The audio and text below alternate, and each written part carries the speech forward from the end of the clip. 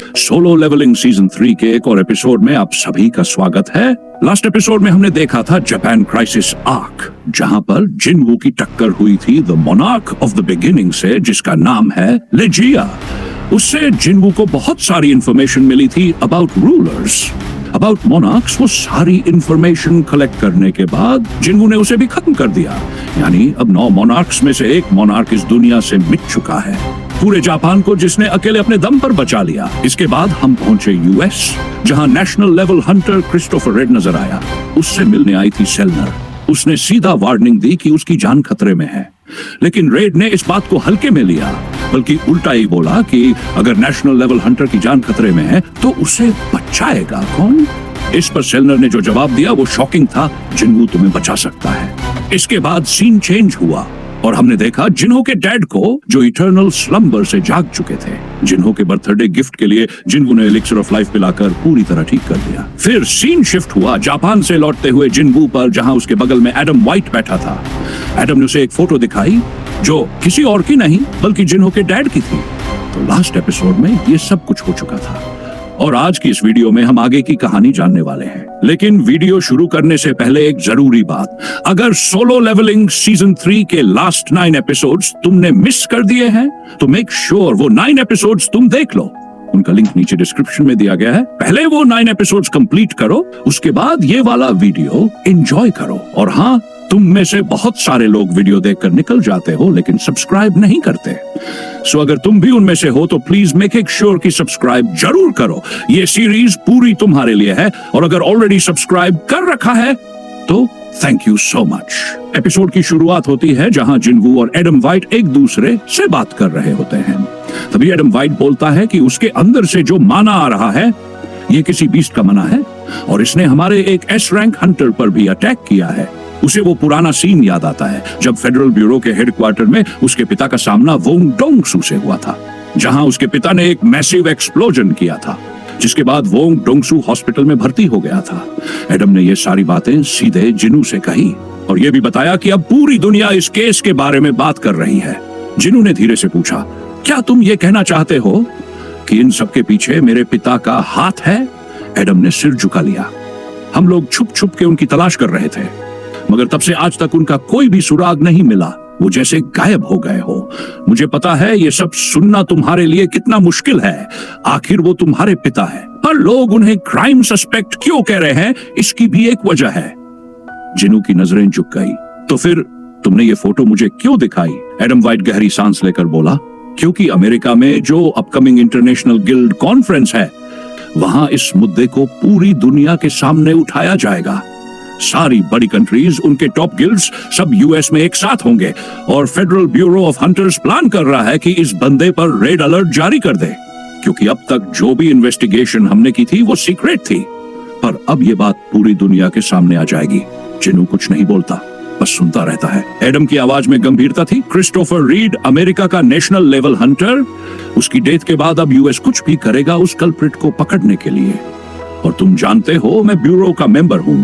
हम नहीं चाहते कि ये सब बातें इंटरनेशनल कॉन्फ्रेंस में तुम्हें पहली बार पता चले, वहां सबके सामने, इसीलिए तुम्हें पहले से बता दिया। जिनवू मन ही मन सोचता है, मेरा फादर तो 10 इयर्स पहले मिसिंग हो गया था और अब वो एक मैजिक पीस बन के वापस आ गया है। वो खुद से सवाल करता है। तभी एडम व्हाइट देखता है कि जिनवू ने उसे बिना कुछ हुए टेलीकिनेसिस से ऊपर उठा लिया है। ये देख एडम व्हाइट मन ही मन बोलता है, क्या इसने अभी टेलीकिनेसिस यूज किया? ये तो सिर्फ हाई रैंकिंग मेज टाइप के हंटर्स ही कर सकते हैं, लेकिन जिनवू का टेलीकिनेसिस तो एक अलग ही लेवल पर है। इसके बाद सीन कट होता है और हमें इंटरनेशनल गिल्ड कॉन्फ्रेंस के बारे में रिवील किया जाता है। मैं इसे थोड़ा एक्सप्लेन कर देता हूँ। ये इंटरनेशनल गिल्ड कॉन्फ्रेंस एक बहुत बड़ा इवेंट है जिसमें हर कंट्री के टॉप गिल्ड को इनवाइट किया जाता है। दुनिया में जो भी ट्रेंडिंग टॉपिक्स या प्रॉब्लम्स होती है उन्हें डिस्कस किया जाता है। और for the very first time इस साल कोरिया से आजिन गिल्ड को चुना गया है, वरना हर बार हंटर्स गिल्ड ही चुनी जाती थी। इसके बाद सीन कट होता है कोरिया में, जहां एक न्यूज रिपोर्टर चॉय जोंग इन से पूछता है, इंटरनेशनल गिल्ड कॉन्फ्रेंस में इस बार साउथ कोरिया से आजिन गिल्ड जा रही है, इस पर आपका क्या ख्याल है? चॉय जोंग इन कहता है, फेडरल ब्यूरो ऑफ हंटर्स ने बढ़िया चॉइस की है। ऑब्वियसली, रिपोर्टर पूछता है, ये ऑब्वियस क्यों है? आजिन गिल्ड तो 1 पर्सन गिल्ड है। इस पर चॉय जोंग इन कहता है, ये वन पर्सन और कोई नहीं, संग जिनवू है। आगे चॉय जोंग इन कहता है, लीडर जो डंजन में जाने से पहले अपने मेंबर्स को मोबिलाइज करता है, इस केस में संग जिनवू के पास हंड्रेड्स ऑफ मेंबर्स हैं। हमने उसे अलग अलग ओकेजन्स पर देखा है, स्पेशली जेजू आइलैंड में। फिर भी रिपोर्टर सवाल करता है, स्टिल आजिन गिल्ड नया है, आप लोग तो बहुत पहले से हैं, आपको इनवाइट नहीं किया गया, क्या आप डिसअपॉइंट नहीं है? चॉय जोंग इन कहता है, मैं थोड़ा डिसअपॉइंट हूँ, झूठ नहीं बोलूंगा, मैंने तो अपना पासपोर्ट भी रिन्यू करवा लिया था, but I feel more proud than disappointed. You know, हमारे पास अब ऐसा हंटर है जो खतरे से कभी पीछे नहीं हटेगा। जिस बीस्ट से हम लड़ने से डरते हैं, उससे संग जिनवू लड़ेगा। इनफैक्ट मेरे गिल्ड मेंबर्स और मैं जेजू आइलैंड से जिंदा वापस आए बिकॉज ऑफ संग जिनवू। ये सुनकर सब लोग चुप हो जाते हैं। चॉय जोंग इन ने पूरी सिचुएशन को स्मार्टली संभाल लिया। आगे वो कहता है, मैं रियली प्राउड हूँ कि संग जिनवू को साउथ कोरिया का रिप्रेजेंटेटिव चुना गया है। सीन कट होता है। अब हम देखते हैं वू जिन चुल और मिस्टर गो को, जो साथ बैठे सीरियस बातचीत कर रहे हैं। वू जिन चुल धीरे से कहता है, चाइना से किसी ने संग जिनवू के बारे में जानकारी मांगी है। मिस्टर गो थोड़ा चौंकते हुए पूछता है, पर्सनल इंफॉर्मेशन? वू जिन चुल सिर हिलाकर जवाब देता है, नहीं, सिर्फ पब्लिक इंफॉर्मेशन मांगी गई है, जैसे कि आर्टिकल्स, रेड रिकॉर्ड्स, बस इतनी ही डिटेल्स।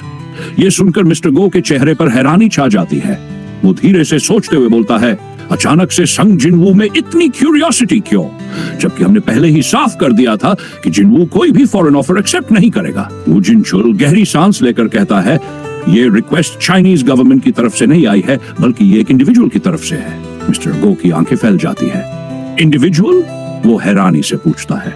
वू जिन चुल एकदम काम होकर कहता है, ये रिक्वेस्ट चाइना के 7 स्टार रैंकिंग हंटर ल्यू जिंग तरफ से आई है। मिस्टर गो स्टन रह जाता है। उसकी आंखों में डिसबिलीफ साफ झलकता है। और अगर आपको याद हो, ल्यू जिगंग वही लेजेंडरी हंटर है जिसे हमने सीजन 2 के जेजू आइलैंड आर्क में देखा था, जहां उसने अकेले ही दर्जनों एंट्स को खत्म कर दिया था।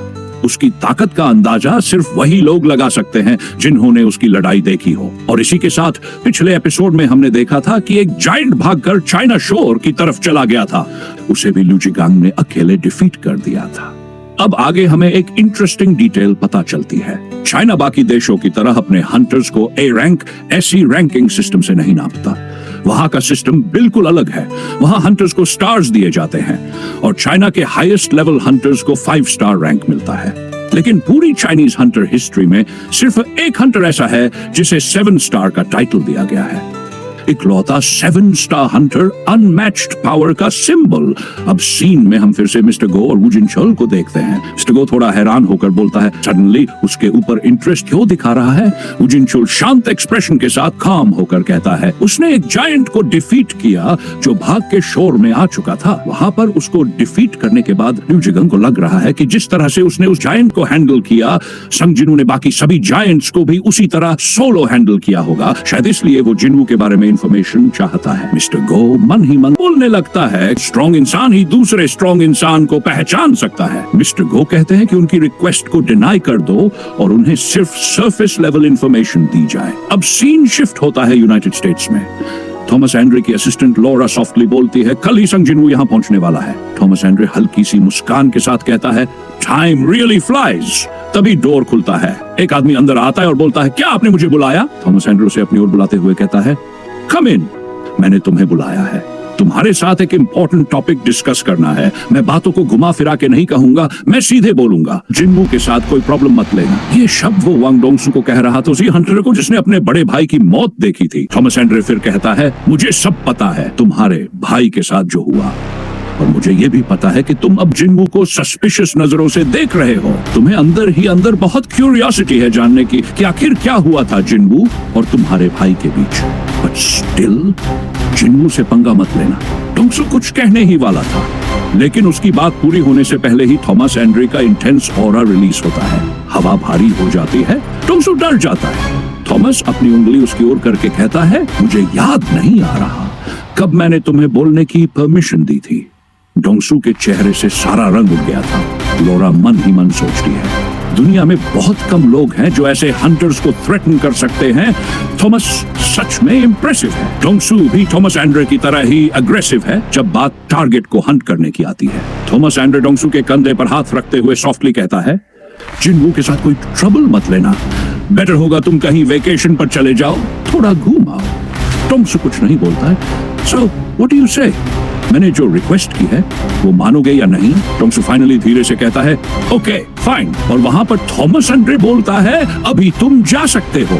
गुस्से से भरा हुआ बाहर चला जाता है। उसकी आंखों में गुस्सा साफ छलक रहा था, जैसे खून खौल रहा हो। लोरा थॉमस एंड्रे से सॉफ्टली पूछती है आपको क्या लगता है वो मानने वाला है? थॉमस सीरियस एक्सप्रेशन में कहता है इतनी आसानी से नहीं मानेगा, इसलिए उसे ध्यान से देखना जब तक जिन्हू ऐसे न छोड़ दे। कैमरा टोंगसू के चेहरे पर जाता है। उसका चेहरा गुस्से से लाल हो चुका था, आंखों में नफरत थी। अब सीन शिफ्ट होता है इंटरनेशनल गिल्ड कॉन्फ्रेंस में। डिफरेंट कंट्रीज के टॉप गिल्ड्स के रिप्रेजेंटेटिव्स यूएसए पहुंच चुके हैं। जर्मनी का रिप्रेजेंटेटिव संग जिनवू को देखता है, लेकिन जिनवू नहीं, उसकी शैडो आर्मी को। वो शॉक में बड़बड़ाता है। संग जिनवू अपनी आर्मी को दूसरी डायमेंशन में स्टोर नहीं करता, वो हमेशा अपनी आर्मी को साथ रखता है। उसे जिनवू के अंदर वो आर्मी क्लियरली दिखाई दे रही थी। फिर आगे चल के ये शॉक्ड होते हुए बोलता है अगर जो जिनवू यहाँ पर चाहे तो वो अपनी आर्मी को यूज करके यूएसए की आर्मी के साथ एक फुल फ्लेज्ड वॉर कर सकता है। सडनली जिनवू नोटिस कर लेता है कि उसकी तरफ ये बंदा देख रहा है। जिनवू वाज लाइक ये फॉरेन बंदा मेरी तरफ क्यों देख रहा है? शायद ये आपका ऑटोग्राफ मांगना चाहता है। संग जिनवू के साथ जिन्हो भी था, उनके साथ वू जिनचुल भी क्वाइटली खड़ा था। तभी हम देखते हैं एडम व्हाइट संग जिनवू की तरफ आता है। जिनवू सॉफ्टली सोचता है शायद ये हमसे बात करने आ रहा है। एडम रिस्पेक्टफुली उन्हें वेलकम करता है। जिनवू हल्के से मुस्कुराता है। मुझे लगा था आप सिर्फ एशिया ब्रांच हैंडल करते हैं। एडम सॉफ्टली मुस्कुराते हुए कहता है आपके साथ जो लोग आए हैं उन्हें फेडरल ब्यूरो के लोग होटल तक पहुंचा देंगे। जिनवू जिन्हो की तरफ देखता है और कहता है तुम वू के साथ रहो। एडम जिनवू से कहता है क्या आप मेरे साथ चल सकते हैं? जिनवू सस्पिशियसली पूछता है क्या ये मेरे फादर से जुड़ा है? एडम सॉफ्टली कहता है डोंट वरी, इससे आपको कोई नुकसान नहीं होगा, please come with me. Adam softly कहता है ये एक टॉप सीक्रेट मैटर है। अब दोनों एक कार में बैठकर निकलते हैं। जिनवू क्वाइटली पूछता है हम कहाँ जा रहे हैं? एडम व्हाइट सीरियस होकर कहता है हम फेडरल ब्यूरो के हेडक्वार्टर्स जा रहे हैं। सीन स्लोली फेड होता है। कार के अंदर एडम सॉफ्टली बताता है हम इमरजेंसी स्टेट में हैं क्योंकि हमारा एक नेशनल लेवल हंटर मारा जा चुका है। उसके मरने से हमारी सिक्योरिटी काफी कमजोर हो गई है। हमें उसकी जगह कोई रिप्लेसमेंट चाहिए, कोई नया ताकतवर हंटर। ये सुनकर जिनवू थोड़ा हैरान हो जाता है। तभी एडम व्हाइट बताता है कि क्रिस्टोफर की मौत की खबर अब तक पब्लिक नहीं की गई है, लेकिन बहुत जल्दी ये बात सभी के सामने आ जाएगी। उससे पहले अमेरिका के टॉप लोग चाहते हैं कि उनका नया रिप्लेसमेंट तय हो जाए ताकि दुनिया भर के लोग इस मौके का फायदा न उठा सकें। जिनवू उसकी बात सुनकर सीधा पूछता है क्या मैं उस पोजीशन के लिए कैंडिडेट हूँ? क्या तुम लोग मुझे नेशनल लेवल हंटर बनाने का सोच रहे हो? लेकिन एडम व्हाइट इस सवाल का कोई जवाब नहीं देता। वो जिनवू को वो रून स्टोन दिखाता है जो उन्होंने पहले फर्स्ट एस रैंक गेट से पाया था, उसी कमिश से जो गेट से निकला था जिसके मरने के बाद ये स्टोन मिला था। एडम व्हाइट बोलता है ह्यूमन हिस्ट्री की सबसे खतरनाक रेड के बाद ये मिला था कमिश। वही ड्रैगन जो फर्स्ट असेंडेड डंजन से आया था, उसके मरने के बाद ये स्टोन मिला था। अब हम उसके असली वारिस को ढूंढ रहे हैं। तो तुम्हें इस ऑफर के बारे में क्या लगता है? मतलब साफ था, अगर जिनवू चाहे तो वो इस रून स्टोन का मालिक बन सकता है अगर वो यूनाइटेड स्टेट्स को ज्वाइन कर ले। इतना कहकर एडम व्हाइट जिनवू को खमिश का कॉर्प्स दिखाने लगता है। जिनवू थोड़ी देर उसे गौर से देखता है, फिर कहता है एक मिनट, मुझे इसे ध्यान से देखने दो। एडम व्हाइट मुस्कुराता है और कहता है देख लो। जिनवू उसके पास जाता है, उसे गौर से देखता है और धीमे से बोलता है तो यूनाइटेड स्टेट्स ने सच में खामिश का कॉर्प्स प्रिजर्व करके रखा है? एडम व्हाइट कहता है हाँ बिल्कुल। जिनवू फिर पूछता है ये कहाँ रखा है? मुझे वहाँ जाना है अभी, मुझे लेकर चलो। एडम व्हाइट थोड़ा असहज हो जाता है। जिनवू फिर बोलता है मैं तुम्हारे फेडरल ब्यूरो के लिए इतना समय निकाल रहा हूँ तो बदले में ये मांग तो कर सकता हूँ ना? एडम व्हाइट कहता है मुझे नहीं पता कि कॉर्प्स कहाँ रखा है, जितनी परमिशन मुझे मिली है मैं उतना ही कर सकता हूँ, लेकिन मैं अपने सीनियर से बात करूंगा, शायद वे इस पर कुछ फैसला ले सके। इसके बाद सीन बदलता है। हम लोग हेडक्वार्टर के अंदर चले जाते हैं। एडम व्हाइट अपने सीनियर से बात करता है। सीनियर पूछता है संजनू यहाँ आ चुका है, क्या उसने रून स्टोन के बारे में कुछ कहा है? एडम व्हाइट जवाब देता है नहीं, उसने इसका कोई जिक्र नहीं किया। सीनियर फिर कहता है तो जिनवू यहाँ केवल खमिश के कोर में इंटरेस्टेड है, ऐसा क्यों? माइकल पास खड़ा होकर बोलता है तुम बाहर जाओ, हम डिस्कस करके तुम्हें बुलाएंगे। एडम व्हाइट बाहर चला जाता है। अब माइकल और कॉर्नर अंदर डिस्कस करने लगते हैं। कॉर्नर सोच में डूबा हुआ बोलता है वो खमिश का कॉर्प्स देखना चाहता है, ये साधारण बात नहीं है, वो टॉप हंटर है, कोई ना कोई बड़ी वजह जरूर है। माइकल भी सोच में पड़ जाता है। हाई रैंकिंग हंटर्स रून स्टोन के लिए कुछ भी कर गुजरते, लेकिन जिनवू ने इसका नाम तक नहीं लिया, मतलब वो इसको रून स्टोन से भी ज्यादा जरूरी समझ रहा है, शायद कोई नया स्किल पाने के लिए। कॉर्नर की आंखों में कुछ चमक सी आ जाती है। वो मन ही मन सोचता है, वेट, क्या जिनवू इस कैमिश के कॉर्प्स को अपने शैडो सोल्जर में बदलने का प्लान बना रहा है? इस बीस्ट को बहुत साल पहले बड़ी मुश्किल से हराया गया था। कॉर्नर तुरंत माइकल से कहता है, जिनवू शायद कैमिश को अपनी शैडो आर्मी में शामिल करना चाहता है, इसीलिए उसने ये डिमांड रखी है। माइकल ये सुनकर शॉक में आ जाता है, खड़ा हो जाता है, उसकी सांसें तेज हो जाती हैं। वो बोलता है, व्हाट इफ ये सच है तो हमें उसे हर हाल में रोकना होगा, नो मैटर व्हाट। इतना पावर किसी एक इंसान के पास नहीं हो सकता। कॉर्नर फिर भी कामली बोलता है, पर अगर हमने उसकी इस डिमांड को रिजेक्ट कर दिया तो हमारा उससे रिश्ता खराब हो जाएगा, हमें उसके साथ अच्छे टर्म्स पर रहना होगा। माइकल थोड़ा रुक कर कहता है, ठीक है, तो मैं खुद उसके साथ वहां जाऊंगा, मुझे खुद देखना है कि वो आखिर करना क्या चाहता है। इसके बाद हम लोग देखते हैं कि माइक कॉर्नर और एडम व्हाइट मिलकर जिनवू को लेकर अंडरग्राउंड जाते हैं, जहां कमिश का प्रिजर्व्ड कॉर्प्स रखा है। अंडरग्राउंड के गेट के पास पहुंचते ही जिनवू रुक जाता है, उसकी आंखें बंद होती हैं, वो हल्की सी सांस लेता है और फिर धीरे से कहता है, यहाँ हवा में भी कितना हेवी मैना प्रेशर है। खमिश को हराए हुए पूरे 8 साल हो गए, फिर भी इसके कॉर्प से इतना ज्यादा माना निकल रहा है। इमेजिन करो जब ये जिंदा था, ये कितना ज्यादा पावरफुल रहा होगा, और जब मैं इसे अपनी शैडो आर्मी में शामिल कर लूंगा तब ये कितना ज्यादा ताकतवर बनने वाला है। आगे हम लोग देखते हैं कि सब लोग मिलकर जिनवू को खमिश के सामने ले जाते हैं। जिनवू उसकी तरफ बिना पलक झपकाए देखता रहता है। माइकल कहता है, खमिश ने सैकड़ों एलीट सोल्जर्स को अकेले मार गिराया था और आखिर में 5 टॉप नेशनल लेवल हंटर्स ने मिलकर इसे हराया। तब से इसका बॉडी यहाँ प्रिजर्व किया जा रहा है, लेकिन इसके साथ एक और राज जुड़ा है। इस कैमिश के अंदर से जो स्टोन मिला था, उसी स्टोन की पावर से इस पूरी बिल्डिंग की इलेक्ट्रिसिटी चलाई जा रही है। माइकल अब जिनवू से सीधा पूछता है, मैंने तुम्हें सब कुछ बता दिया है, क्या अब तुम संतुष्ट हो? जिनवू बिना झिझके जवाब देता है, तुम सब पीछे हट जाओ। एडम व्हाइट हैरान हो जाता है, क्या जिनवू, क्या तुम श्योर हो? माइकल भी कहता है, ठीक है, फाइन, अगर तुम ये करना चाहते हो तो करो। जिनवू आगे बढ़ता है, उसकी नजर सामने पड़े स्केलेटन पर टिक जाती है। वो थोड़ी देर चुप रहता है, फिर धीरे से बोलता है, अराइज। आगे क्या होने वाला है ये सब कुछ हम देखेंगे अगली वीडियो में।